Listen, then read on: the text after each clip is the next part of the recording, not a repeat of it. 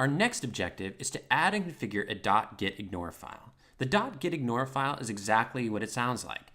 It tells Git which files are extraneous and can be ignored. This will greatly reduce conflicts down the road when we start using Git for collaboration.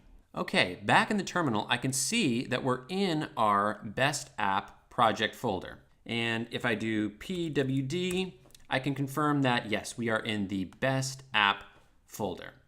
If I want to add a gitignore file, or any file that matter, I can use the command touch, then type the file name. In this case, it's .gitignore. Files that start with a period, like .git or .gitignore, are hidden by default. So in order to see if this file is added, we need to do another ls-a to search for hidden files. Awesome, we can see that our .gitignore file was created right here. The next step is to add all the files that we want Git to ignore to our gitignore file. Fortunately, we don't have to compile this list ourselves. There's a great list that's updated constantly on GitHub. You can get the link in the code path using Git with terminal guide. If you scroll down to adding files and directories to gitignore, the link is right here. You can use Command A to select the entire file and Command C to copy. Now let's go back to terminal.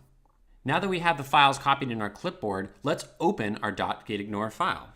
To open a file or folder in a new Finder window, or with its default application, you can use the command open and then type the file name. In this case, we're trying to open the gitignore, so we'll type .gi, and then if I hit tab, it auto-completes. Now, if I hit tab again, it doesn't go any further. That's because we have gitignore and .git, so it doesn't know which one to auto-complete.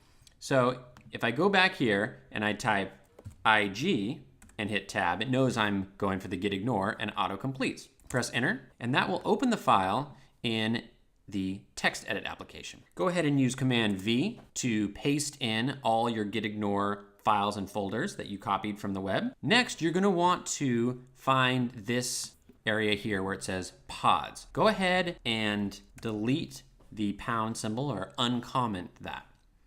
Now hit Control S for save, and you can close this file. I use Command W. Let's double check to make sure that everything got saved in our .gitignore. You can open the contents of a file in the terminal by using cat and then typing the file name. Awesome, there it is. This is all the contents of our gitignore file. At this point, we've successfully added and configured a .gitignore file to our local repository.